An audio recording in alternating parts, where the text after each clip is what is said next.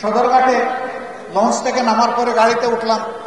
আজকে যে আমার গাড়ি ড্রাইভ করছে ওই দিনও সে আমার গাড়ি ড্রাইভ করছে।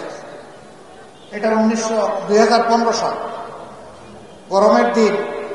গাড়িতে চেপে কিছু দূর যাওয়ার পরে বললাম চালককে একটু থামো। সে বললো, স্যার ওই যে দূরে ময়লার ভাগা, একটু সামনে যাই। আমরা এখানেই আমার কাজ, এখানে থামো। পাশে বসা আরেকজন চিকিৎসক বন্ধু, তিনিও বুঝতে পারছেন না ময়লার বাগার সামনে রেখে আমি কেন এখানে জায়গা নিলাম। 20-22 মিনিট পরে আমি গাড়ি থেকে দরজা খুলে নামলাম।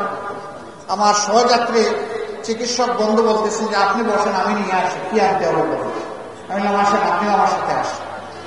দুইজন গেলাম। পিছনে হেঁটে ব্যাগ করে একটা খাবারের দোকান থেকে কয়েকটা প্যাকেট আমরা কাচ্চি বিরিয়ানি নিলাম, তার সাথে কিছু পানি নিলাম, নিয়ে আবার উঠে এসে গাড়িতে বসলাম। এবার চালক বলতে, স্যার চালাই। আমি বললাম, না, আমার কাজ শেষ হলো। এখন সে বুঝতে পারতেছে না যে আর কাজ কোনটা বাকি রইল। আরো কিছুক্ষণ পরে গাড়ি থেকে নামলাম। ওই ময়লার ভাগাড়ের দিকে হাতে ব্যাগ নিয়ে হাঁটতে শুরু করলাম।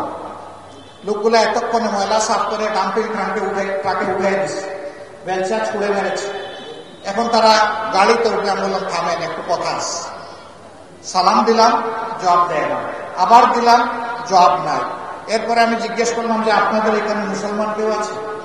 একদম রাগ করে বললো যে আমি শুধু অমুসলিম, বাকিরা মুসলমান। হ্যাঁ বেটা, তোরা জবাব দিস না কেন? বললাম, কোনো সমস্যা নাই, আসসালামু আলাইকুম। এবার 4 জন উচ্চ কণ্ঠে জবাব দিল, ওয়ালাইকুম আসসালাম। আমাকে জিজ্ঞেস করলো, আপনি কে? আমি বললাম যে আমি আপনাদের একজন ভাই। বলে, কি ধরনের ভাই? বলে, একবার খাঁটি এবং জাতি ভাই। বলে, আমাদের সাথে মস্কারা করে? আমি বললাম, না, অবশ্যই। তাইলে এইরকম বলছেন কেন? আচ্ছা, আপনি এখানে কেন এসেছেন? বললাম, একটু আপনাদের হাত ধর। বললো যে আমাদের হাত ধোয়াবেন? আপনি কি সিনেমার শুটিং করতে এসেছেন? বললাম, না, তাও না। বলে, আমাদের হাত তাইলে আপনি ধোয়াবেন কেন? আমি বললাম, আপনারা বছরের পর বছর, মাসের পর মাস, যুগের পর যুগ মানুষের হাত ধোইতে পারেন, আমি পারি না, আপনাদের হাতটা ধোয়াইতে। ছাড়েন তো, এই সময় অভিনয় এগুলো বাদ দেন, আমাদেরকে চাইতে দেন। আমি বললাম, অবশ্যই, হাত না ধোয়ে আমি কাউকে ছাড়বো, হাত আমার আসতে ধোয়াইতে হবে। একজন খুব ঝাল মিটাইয়া বললো যে ওনার যখন একটা শখ জেগেছে, যাও হাত আমি দিচ্ছি, তোমরাও দেবো। তো হাত 5 জনের ধোয়াইলাম।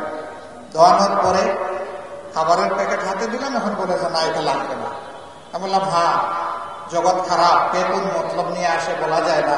আপনারা বলেন আমি কোন প্যাকেট থেকে খাবো, আমি আগে খাবো, তারপরে আপনারা। তখন বললো, লাগবে না, দিয়া দেয়।